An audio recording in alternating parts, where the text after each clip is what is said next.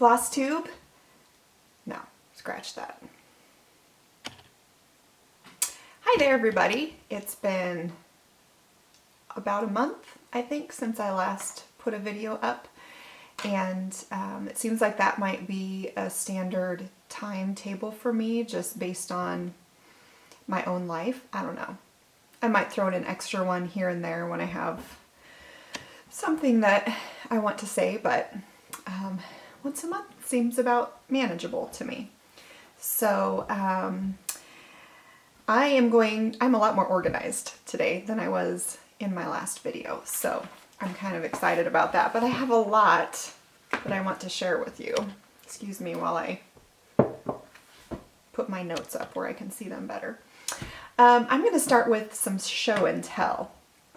This is not stash because I don't typically acquire the kind of stash that you all do throughout the weeks and months because I'm busy stitching my own designs. But I do get new things from time to time, or I revisit older things or seasonal things, and I just had a few things I wanted to share with you. First, this is super exciting. I found a 3-sided ruler at my local thrift store for like $2. It's been through a very productive life, I can tell, because it's got marks all over it. But I used to, little known fact about me, when I had a job in the corporate world, I was in purchasing, and one of the things that I was responsible for was office supplies. These 3-sided rulers are not cheap, and so I don't know why I saw it at the thrift store, and I just had to have it. And I've already put it to use several times. Something about a 3-sided ruler just makes me happy. Call me an office products geek if you want to. Second,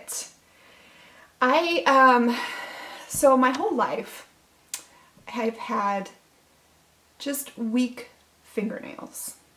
I've tried all kinds of vitamin supplements. I drank gelatin when I was a teenager. I've tried strengthening, fingernail polishes. I just genetically have really bendy fingernails. It's okay because I have to keep them short anyway. I'm a guitar player, so I can't grow my nails out for that. They get in the way when I stitch, so I keep them short. That's okay. But if you paid attention in my last several videos, I always had fingernail polish on. And this is something that I hadn't worn for years, and I decided about a year ago I'm going to start wearing fingernail polish again, and it wrecked my nails. So they were at a point where they were just peeling and really unhappy. And I'm a little bit of an essential oil user. I would not say that I am an avid essential oil user. I like a company called Rocky Mountain Oils because they've got a good history, they've got really good quality, and you can go straight to their website to order. I have a couple of really good friends and a sister-in-law who swear by Young Living, and I also have friends who use doTERRA, and I don't think there's anything wrong with any of those companies. I'm just partial to Rocky Mountain Oils. Anyway, I went online thinking, I wonder if there's an essential oil recipe that might help my nails. And I found one. And of course, it calls for a couple of oils that are notoriously expensive.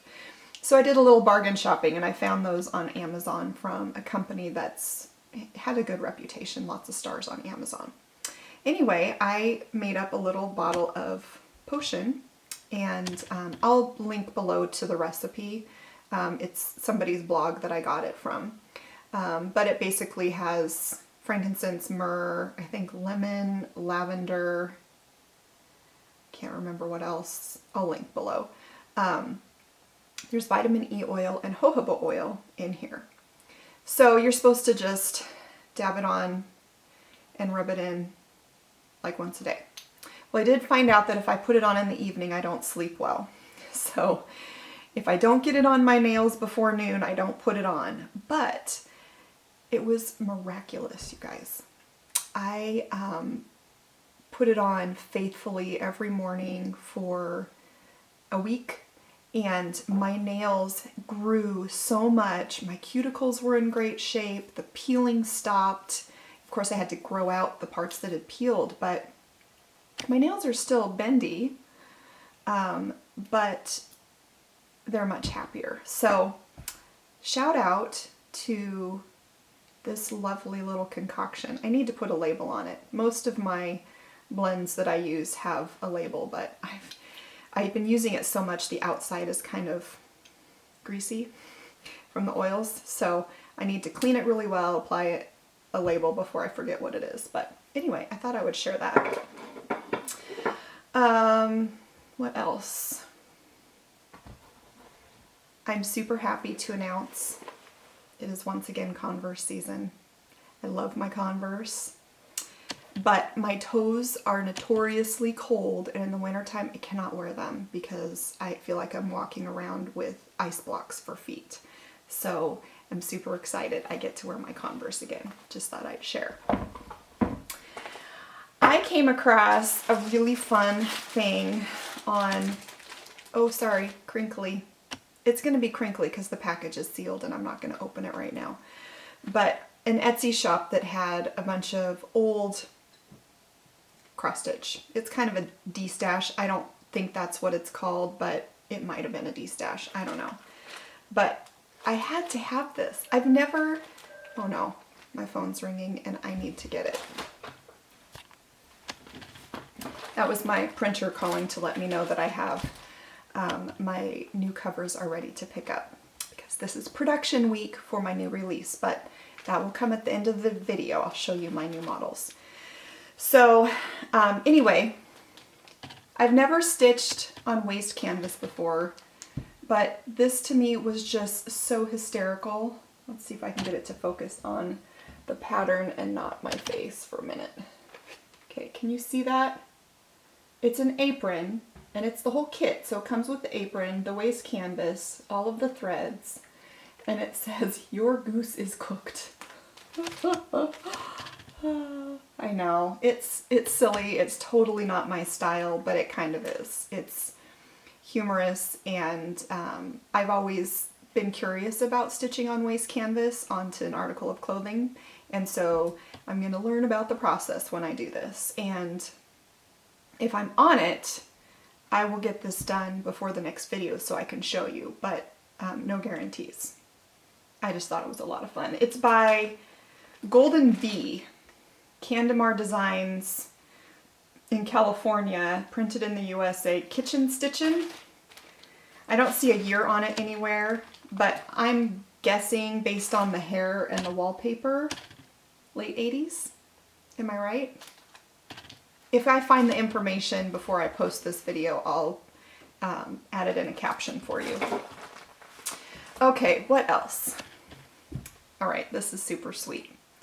My son, who's 12, has been, I don't know if you know, my kids go to a local charter school. It's a homeschool, public school hybrid with online lessons. And 2 days a week they have enrichment classes. So what that means is Monday, Wednesday, Friday, they're home.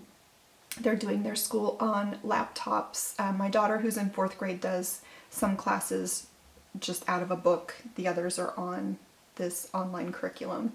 My son has a couple of classes in middle school now that are actually live streamed with a live teacher and a little chat group where the kids can respond to the teacher live in class and assignments and everything. We love it. My kids were in the brick and mortar school. My son through the end of 3rd grade, my daughter through the end of 1st grade, and loved their teachers. The staff was fabulous, but both of my kids were struggling and were not liking the process of learning because the classrooms were so overcrowded. And I just saw both of them declining in a lot of ways that didn't make me happy. And because I work from home felt like, you know, this is something I can do for my kids. So finding this happy medium where they can do the bulk of their learning at home, but also have 2 days a week, have classes where they can interact with friends and learn from other people. All of their online curriculum is overseen by accredited teachers. They still have the state testing and all of the things that the public school have. There's that safety umbrella there. I don't have to put their curriculum together. I just have to make sure they're staying on track and be available to help them. So it's a really good setup for us. Anyway, that was a long description to get to the point. My son this trimester has a class called Life Hacks, and he was all excited. He came home one day and said, "I'm learning to sew." I was like, "What?" He was super excited about it. So whoever's teaching this Life Hacks brought in all of these fabrics, and there he was excited because there was Pokemon fabric. So he chose some fabrics and he learned some really basic, you know, stitch it together, cut it out, you know, how to put the right faces of the fabric together, sew seams, flip it. Really super, super basic and obviously not high quality control. But he made a little Velcro band that you can wrap around like your power cord to keep it all in one place. He is so proud of that. He said, "Mama, I want to make something for you for Mother's Day." Now, this was on Mother's Day, by the way, that he told me this, but I don't care.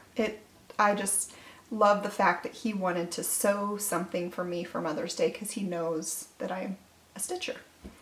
So I gave him a couple of options from my fabric stash, and he chose, and I told him I want a scissor pouch. I have these fabulous scissors. Many of you have asked me where I got these, and I'm so sorry that I don't know. They are typically, I think, referred to as primitive gardening shears, maybe, and they come in different sizes. I'm pretty sure I found these on Etsy. I've also seen them on Amazon. They're very rustic. You know, they don't have amazing cutting ability. I think they're just meant to, you know, hack and get the job done. But I love them because they have a great look. Anyway, I wanted a pouch for some scissors. So I don't think that you're probably going to be able to see the amazing stitch quality on this because I don't know what my camera is going to choose to focus on. Maybe if I put my face right here.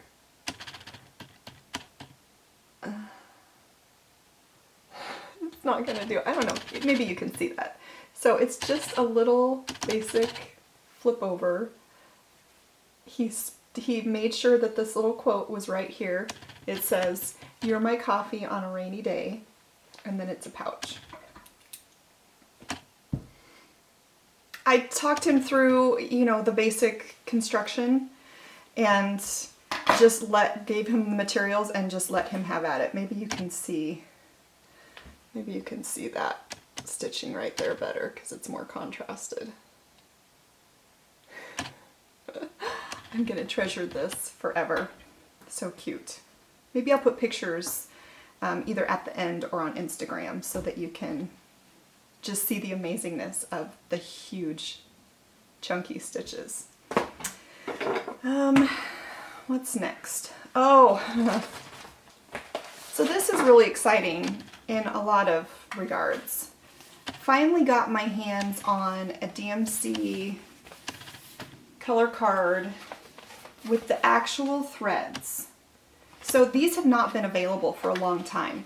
They released it again because of the new colors. Ta-da! Look how beautiful that is. So I am not a DMC stitcher. I used to be.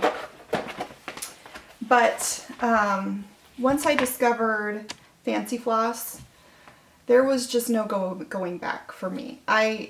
Every once in a while will have a project that I use DMC for. Right now I'm working on a reproduction sampler for my local historical society, and I'm using DMC for that because they wanted they didn't want the fancy floss look. They wanted a very flat, and they were cotton used in the original sampler, so I'm using DMC. I don't love it. DMC is a fabulous company. It's been around for a really long time. They've got lots of colors. They're easy to come by. They're inexpensive. I understand why people use them. So I always try to include a DMC conversion. But I've been limited to my very small inventory of DMC, which some of them hail back to when I was in middle school and I was making friendship bracelets. I mean, these are some really old colors. And I was all excited when I got my printed color card a while back because now I can do a real conversion. Well, what I didn't anticipate was how off the colors in the printed card are from reality. So, prime example is the Prairie Life Sampler. Nobody has contacted me directly, but I've heard a few people on Flosstube and here and there say they did not like the conversion. They didn't think it was good. And I confess I'm to blame for that because I used the printed card. So my plan is, now that I have this, I'm going to put together a new conversion. It's not going to be immediate, but if you would like to have a new conversion for the Prairie Life Sampler, please send me an email and I'll put you on the list. And then when I get it done, my goal is in a couple of weeks to have it done. So sometime mid-June, I can send that to you. And then any printings of the pattern moving forward from that point will have the corrected DMC conversion. But this was hard to find. They're sold out everywhere when I was shopping, and I found, oh no, now I can't remember what shop it was. If you do searching online, search for DMC color card, but make sure you're getting one that has the actual threads in it. And it should say in the description. And bonus, look for the ones that have the new colors so that you can be completely up to date. That's all I have to say about that. So, I was videoing this morning using my SLR, my Canon 70D, like usual, and it locked up, and I was trying to figure out what's going on. The battery was kind of low, so I got it charged, popped it back in the camera, and something has happened, and my baby is completely dead. So I ordered some new batteries from Amazon that'll arrive on Thursday, and if that doesn't do the trick, then it's going to have to be the Geek Squad, I guess, to see if it can be fixed. If not, we're looking at a very expensive new camera for me. Which, you know, it's always fun to get a new camera. I just don't like spending the money. And I'm just a little befuddled because it's been working absolutely fine. So anyway, I am now shooting on my smartphone. And I'm assuming that it will all go together seamlessly, but that's why the lighting has changed, perspective is different, and I'm just going to pick up where I left off, and that is that I was talking about mugs, the mugs that I sell. I decided it was time for something new, and I keep forgetting where I'm supposed to be looking because I'm used to looking at my camera lens, and it's this tiny little dot right here, so sorry if my eyes are wandering. I decided it was time for another offering for my mugs, but I'm not sure that I really like how this one turned out, so I'm going to let you all let me know what you think. You're probably going to love it, and that's fine. If I get an overwhelming response, then I will add this to my Etsy shop as another option for a mug. So this is the 15-ounce size. They're made by Costco. There's a listing in my Etsy where you can either buy just the digital image for $5, and then you are able to make mugs for yourself, for friends, just not for sale. The other option is to buy a completed mug, and that's a separate listing also in my Etsy shop. And then you get I order it from Costco on your behalf, and then it's shipped straight to your door. And the prices have to be a little bit higher because Costco doesn't offer a bulk discount. And I'm not able to go through any of the manufacturers who make large amounts of mugs because you have to order a lot to get the discount. And I live in a small house. We're like barely over 1,600 square feet. And so there's no room for storage of any kind. So I do one at a time. Price is a little higher. You have to know that going in. So for $24, which includes shipping to arrive on your doorstep, this is the newest one I came up with, and it's a little strawberry border that's on one of the designs in my 3 Little Proverbs, and I just took it and I digitally just made it long and then I striped it. I kind of like how it turned out, but I just want to know what you think, because the other designs that I have are all specific to one of my charts. I have a Desires on the Sparrow, I have Coffee Quaker, I have a few others that you guys seem to really like. So let me know in the comments. I really like the mug, I would totally buy that, or meh, you're not going to hurt my feelings because I'm kind of meh about this one. Okay, so there's that. I was organized this morning and now I'm not. So excuse me while I look at, okay, I want to talk about Flosstube etiquette. These are some things that I have caught myself doing that I thought one was funny and the other one might be thought-provoking for you. So the first thing I found, Flosstube etiquette number 1, according to Beth Twist. I found that, when I typically watch Flosstube is when I'm folding charts. All of the charts, for the most part, when I have a large order, I have a friend who will fold them for me. For the most part, all of the charts that leave my house were hand folded, stacked, and stuffed by me. And that's a very tedious job. So when I'm sitting at my counter, folding, stuffing, that's when I turn Flosstube on. But I'm also getting up, I'm grabbing something, water, I'm getting more plastic bags, something, and I'll hit the pause because I don't want to miss out. I'm not necessarily watching, but I'm at least listening. And something I realized that I do is that if I pause it and whoever's on the video gets paused in a very unbecoming position or facial expression, I unpause it and then I pause it again until like they're frozen on my screen with a nice face. Is that silly? I don't know. I just feel like it's better for them if they're frozen on my screen for an undisclosed amount of time if they don't look like, or some weird facial contortion. So you might consider doing the same. I'm just joking. The other thing that I didn't realize is people with Flosstube who have ads enabled.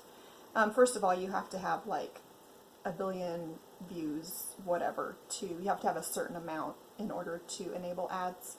And then just because they have ads enabled doesn't mean they get paid. You have to watch, or you have to let the ad run its course for, I think, the duration of the ad and or at least 30 seconds. I think they even get even more if you click through, which is not something I do, but I've made it a point of not skipping the ads because if it helps one of the people that I like to watch on Flosstube, then I think it's a good thing. There was something else that I was going to say about Flosstube that I forgot to write down. Maybe I'll remember for next time. So next is an important announcement, and I'm putting it in the middle of the video because I thought I'd do the entertaining things up front and the things you're waiting for at the end, which is the new pattern release and the drawing from last time. So the announcement is that I am going to close my Etsy shop for 20 days in July. I wanted to let you know that up front because I typically release my new pattern the end of the first week of the month. So if I can, I'm going to try to release my July pattern a little bit earlier so you can get, you know, that first full week of the month if you want to order it. It'll be the next installment in my Festive Fobs. Is the only thing I'll be releasing next month. But I have the Tomorrow's Heirlooms retreat the second weekend in July, and then we've just got some family stuff. So from the, what did I decide? From the 9th through the 29th, my Etsy shop will be closed. So if you need something during that time, you will not be able to order from me. Now, if you have a local needlework shop, you're just dying to get your hands on the newest fob or whatever, and they don't have it in stock, they can order it from me during that time. I will still fill distributor and shop orders, although it may be slower than normal. I'm just giving myself a break from Etsy because you guys keep me on my toes. I love having that shop because it keeps me in tune with what you like and even what some of the trends are. I have direct contact with you all and love it. That's where I got started, was actually on eBay.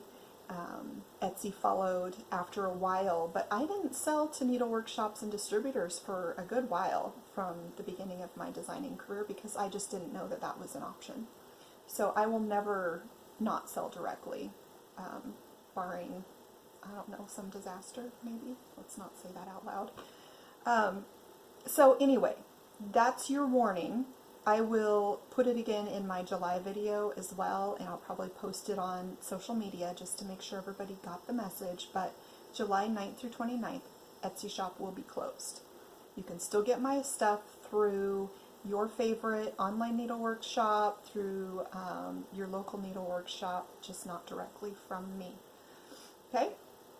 Now it's time to see my new release. I only have one this month. And next month, just because of all of the other stuff I have going on, but I'll talk a little bit more about that later. So I put it out on Instagram a couple days ago, last week maybe, and said, any guesses what my June Festive Fobs release is going to be? And a bunch of you got it right. I was very impressed. I thought it was not going to be obvious, but June Festive Little Fobs is... drum roll. Oh, hang on a second. I'm going to reach real quick. I just realized I just picked up, from this morning to now, I was able to pick up the new covers at my printer. So I'm going to show you the cover first. It is Festive Little Fobs, the Seaside Edition. Here it is. Coming soon to a needlework shop near you. I plan to release on Friday. When I do a release, I'm trying to be more organized about it. I typically mail out on the day I release to all of my automatic shops. So any shop that said, I want to automatically get every new release you ever put out, they get mailed on the day that I ship them out, if not the day before. Depends on how fast I can get them folded and ready. My Etsy shop, on the day I announce it, will have them live and you can buy directly from me. Yours, if you ordered from me first, like you were the first person from the moment I listed it in my Etsy shop, I'm still not going to mail yours until Monday, just because it usually takes me all day to get through everything, and that's just the little breather I've given myself. But you're still going to get them pretty quickly.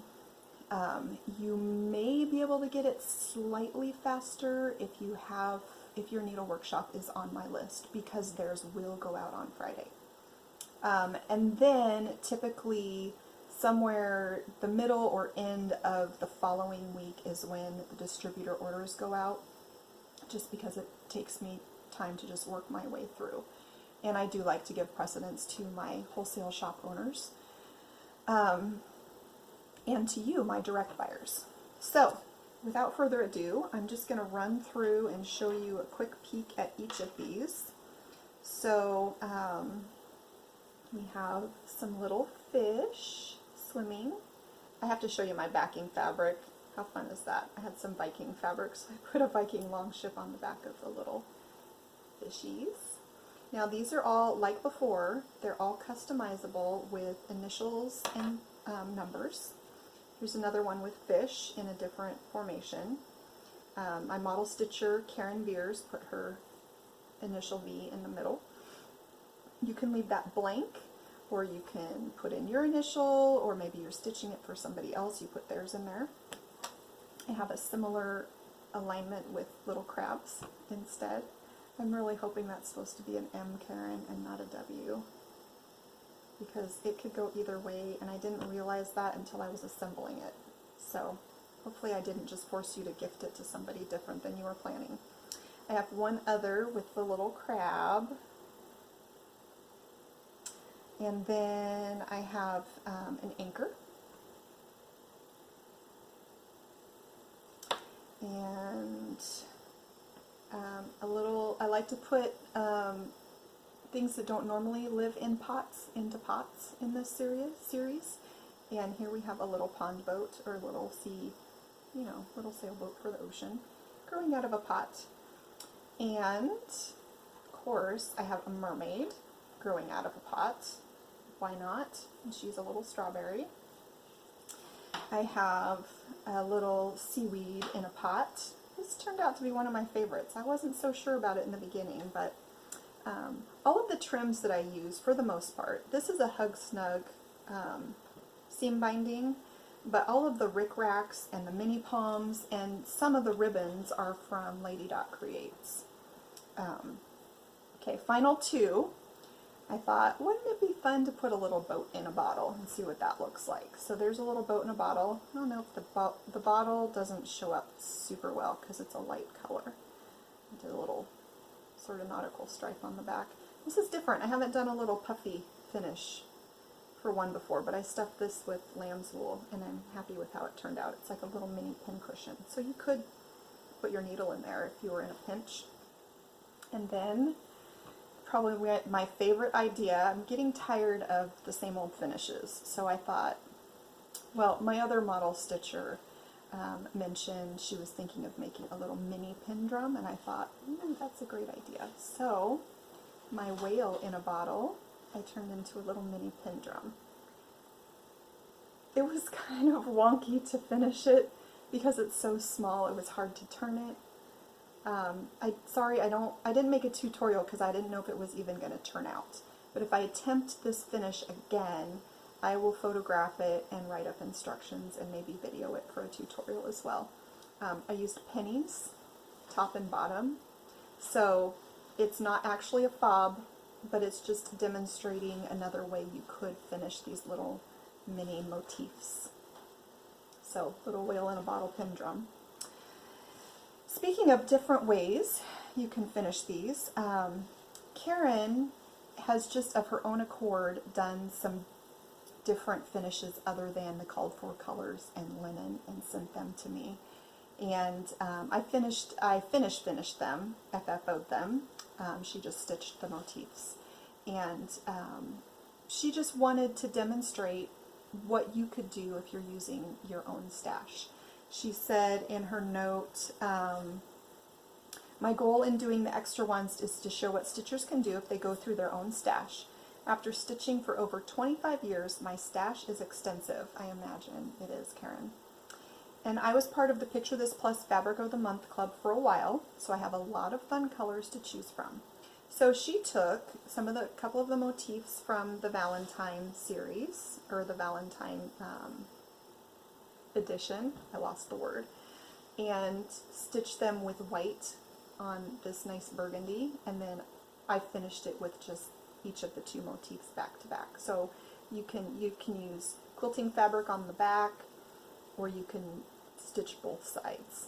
I just did a really simple finish on that. Again, this is, I think, Hug Snug seam binding for this one. I don't think that's Lady Dot. This one right here is Lady Dot's lovely vintage, nice stainy ribbon, which I love. She also, from the Seaside edition, sent me, check her out, look at this mermaid.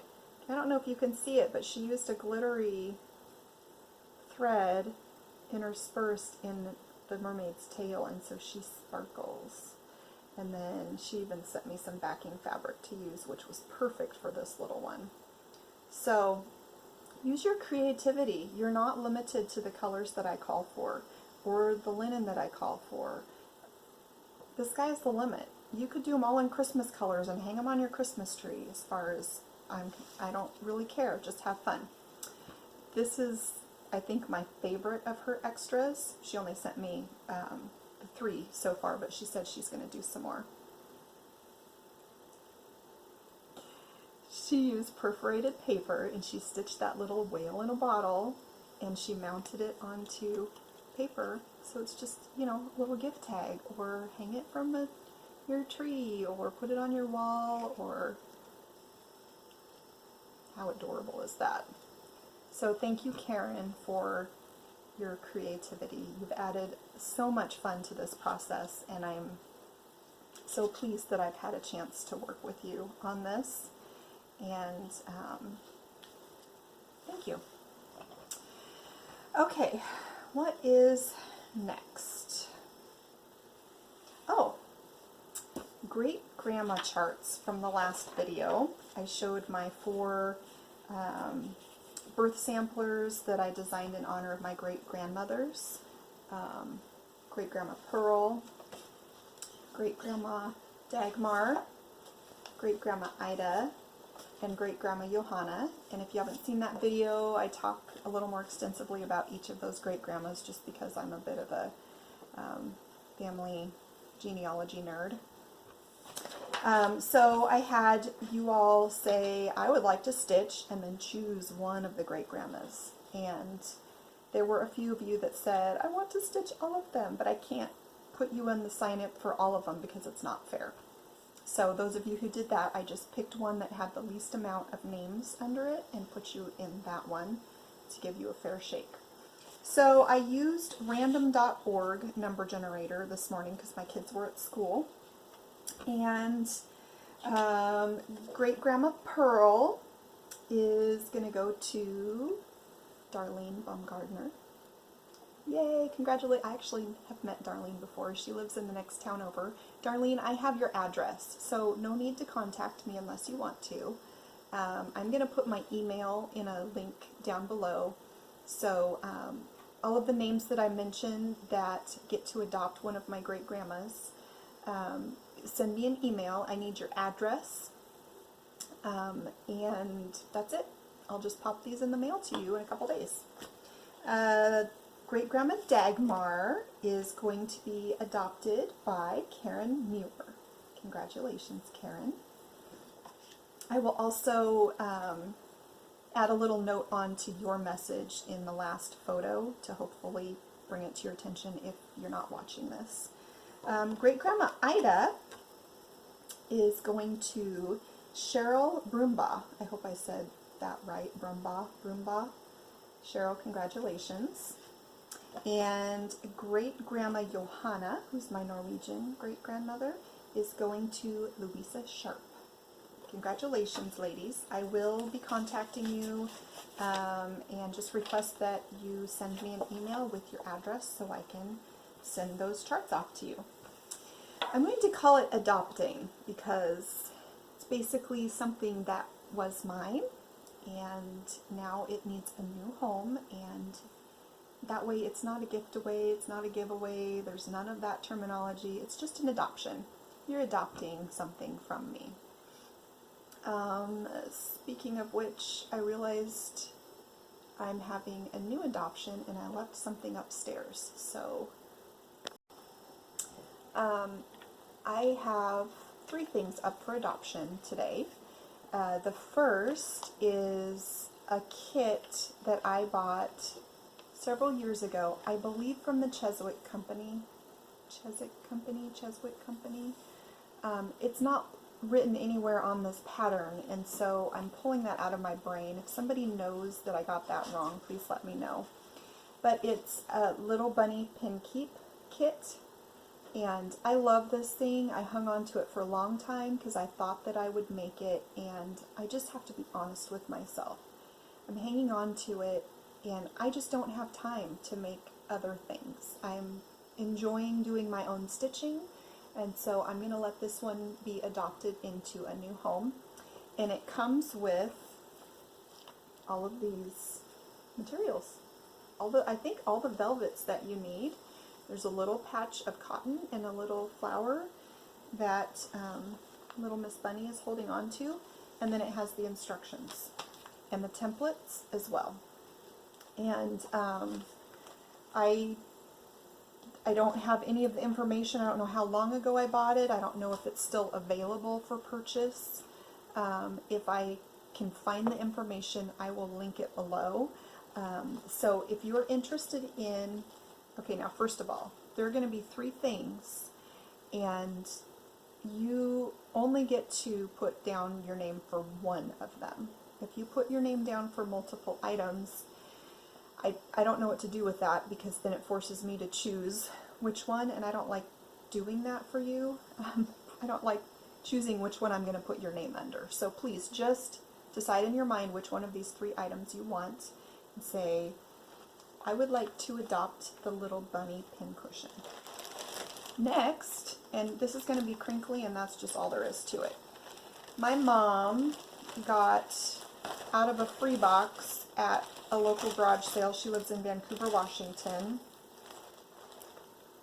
A basket, and it had a bunch of threads. There's some small hoops. A couple of them are plastic, a couple of them are little wooden ones. There's a bag that's got various, not tangled, but not really organized, I think mostly DMCs. And then several Ruby Brilliant threads. I don't know what size these are. 40, it says 40 meters, that's the length. These would probably be good for embroidery, or if you were cross-stitching on a lower count linen, you could probably cross-stitch with these. They look like they've got a little bit of a sheen to them, and I think that everything is written, I think, in Spanish, so I don't know. There's also some little hot iron transfers, vintage, in here. I just thought, you know, these are, again, something I'm never going to have time for, so why not let them go to somebody who will enjoy them? So, if you want this, say, I would like to adopt the, what can we call this that's creative? I would like to adopt the Happy Grab bag, or the assortment of stitching items. I don't know, my brain's not working very well right now. The final item might make it hard for you guys to choose which one you're going to go for. The final item is my sample mug. I'm going to let this go. It's a 15-ounce mug. They're dishwashable, or washable in your dishwasher. High quality. I've had several of mine in constant use for years, and they hold up really well. Now the thing about this mug is, if you all like it, it will be listed in my Etsy shop, so you'll be able to buy it later. Those other 2 things, they won't be available again. So take that into consideration when you decide which one you want to adopt, and just say, I would like to adopt the mug. Okay? Plans. So what I have in the works right now, this month, I have to get my kits finished for the Tomorrow's Heirlooms retreat, because my goal is to ship everything over to the Chicago area by July 2nd. And I'm not going to give away any clues, but this is going to be a kit that's very personal in some ways, in that I'm not just going and buying components, I'm actually personalizing the components myself.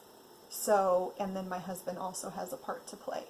So there's going to be some cost savings to me on the kit purchasing supplies end, but a lot of time expenditure. So my time is going to be taken up with that the next couple weeks. My goal is also by the end of the month to finish designing the rest of my fob editions, my Festive little fobs. I know what they're all going to be, I just don't have all of them designed, and I actually want to get them finished, get them kitted up and off to the stitchers, and then they can just stitch them as they're able, and then I don't have to worry about it anymore. I also have my Ladies Creme Society Club for Dying to Stitch.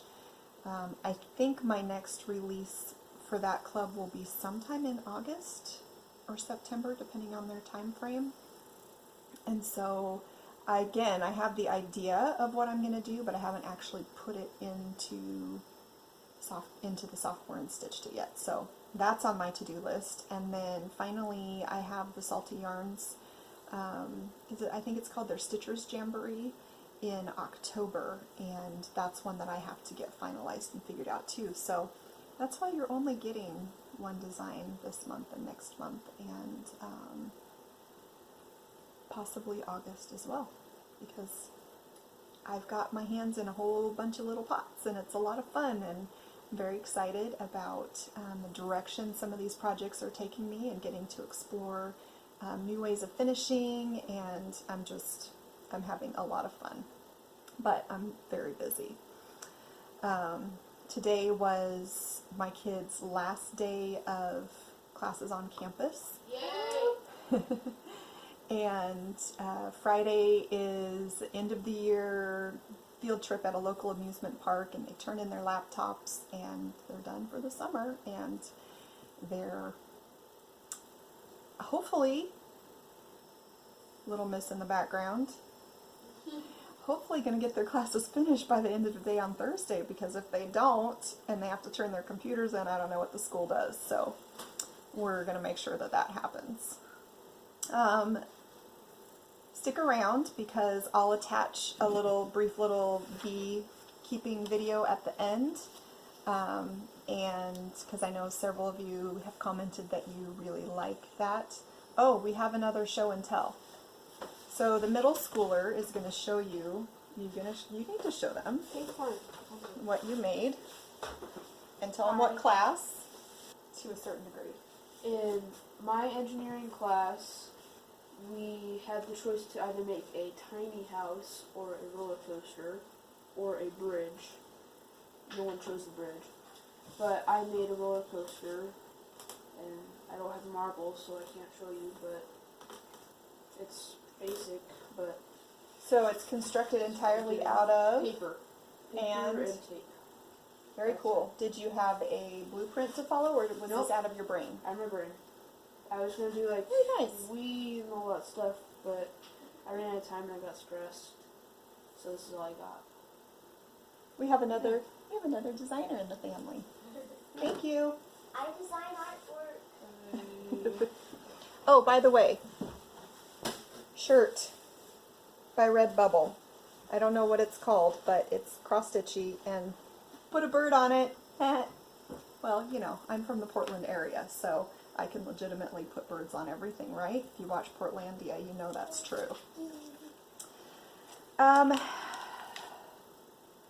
feel so scattered. I started this very organized, and then the whole camera fiasco, and then I had to run errands and get the kids, and now it's later in the day, and I'm getting ready for hosting Taco Tuesday, which we do every week with our small group through church. And I still have to clean the house and thaw the ground beef, which I should have pulled out of the freezer earlier. I'm feeling a little scattered, but I think I covered everything that I intended to cover. So until next time, may you find true joy and peace in your souls. I wrote this down because I wanted to get this message across to you. Know that I'm always here, and you're welcome to reach out to me with any questions, either life-related or cross-stitch related, through my email. For reals. I'm a real person, you guys. I know that it's this funny thing where I use my creative brain and make cross-stitch designs, and that makes me famous in certain circles, but I am a person who really enjoys one-on-one interaction. I'm an introvert. I can't handle a whole bunch of you all at once, but don't ever hesitate to reach out to me, because worst case, I'm really busy and it takes me several days to get back to you. But I try very hard to always respond, and preferably through email, because then it's private, but you can leave comments below if it's, if you're just leaving a comment. And I do try to at least give you a thumbs up just to let you know that I read your comment, and sometimes I will reply back. But again, with 2 kids and my design business. What did you say? Loving kids. 2 loving kids. And my business and taking care of things. I am very busy, but I also love this community of Stitchers and am so proud to be a part of it. So reach out to me, regardless of what your question is. You can ask me why my couches are brown. You can ask me about parenting or cooking or photography or cross-stitching. Isn't she cute? Don't touch me. And anything. Sky's the limit. I appreciate all of you so much, and I hope until next time I see you that you stitch lots of lovely things and just enjoy the beginning of summer.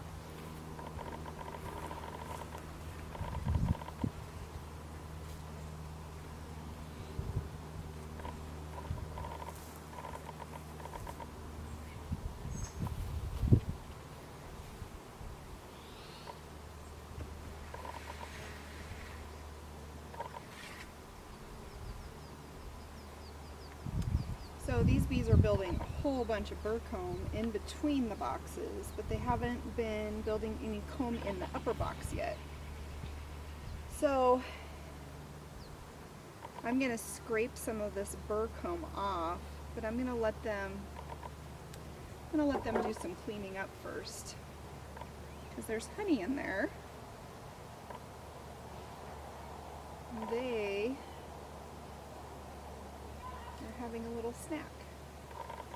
I don't want to interrupt them.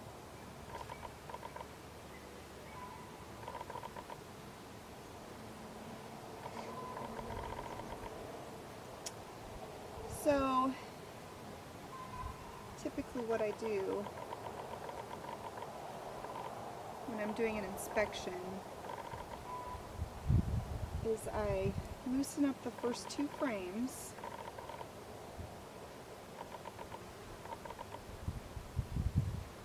and then I pull the second frame first. I don't remember why. I read somewhere that that was the best way to do it, so that's what I do.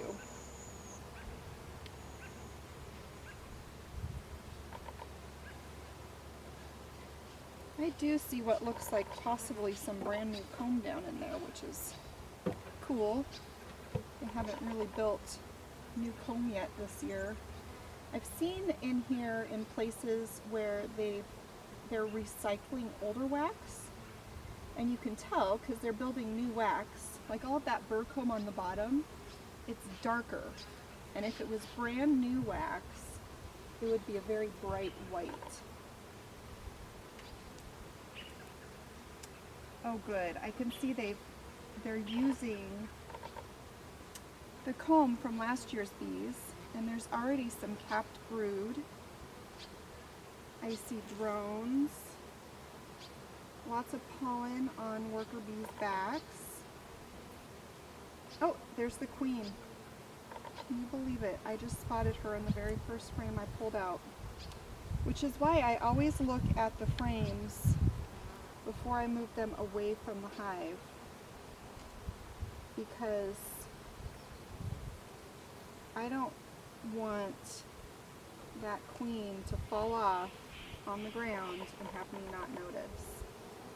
She's busy crawling around right now, looking for empty places to put babies. So I am just going to put her right back down in the hive. Make sure she's somewhere in the middle. Where did she go? Before I slide her back in there. There she is. All right.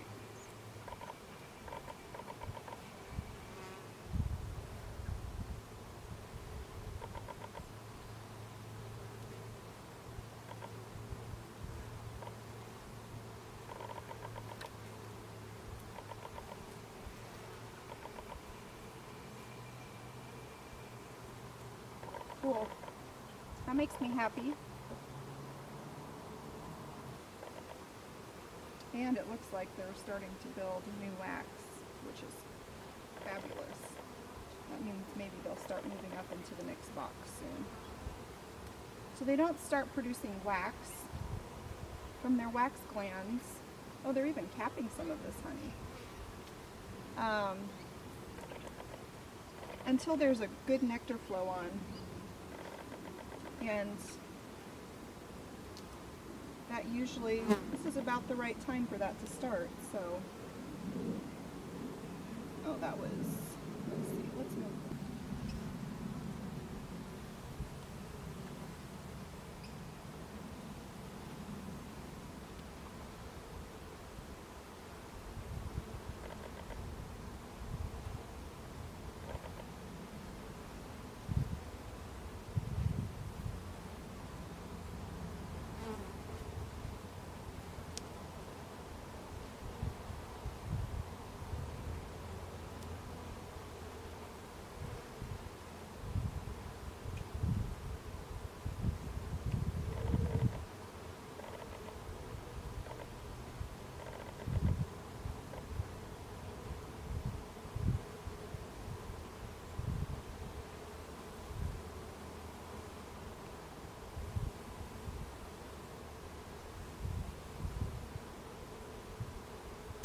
I like to just use some gentle breath blown on the bees when they're on top of these frames. And usually they just kind of scamper out of the way so that I can scrape the wax without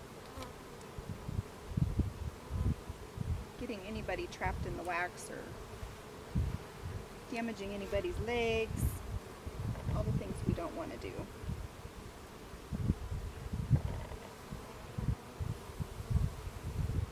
These little girls aren't really responding. They're so industrious, they just keep doing their thing. I think it's because there's still some honey in this wax.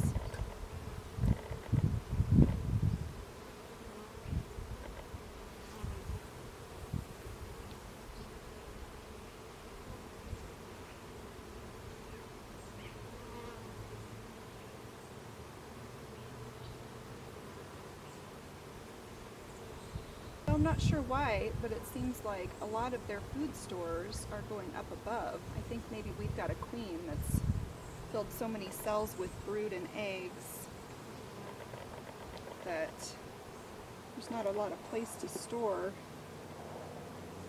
nectar, which is not a bad problem to have. Alright, now what are we going to do about you? There's really nothing that wrong with burr comb. Burr comb is anything that's not built on the frames, but it can cause problems just structurally within the hive with frames sticking together. It can just make it difficult for the beekeeper. Bees don't care.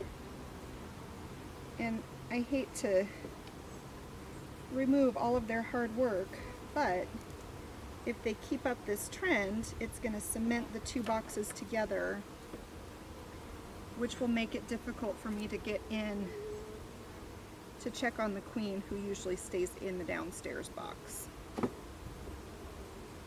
So I'm going to be big bad meanie.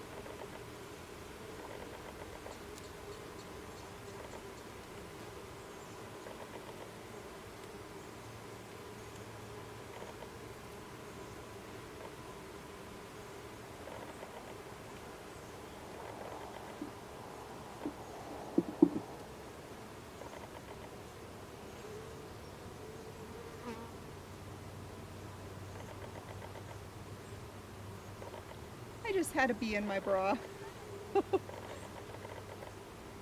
Always be calm in a situation like that. Don't freak out, because I was calm and she got away. She has more life to live and I did not get stung.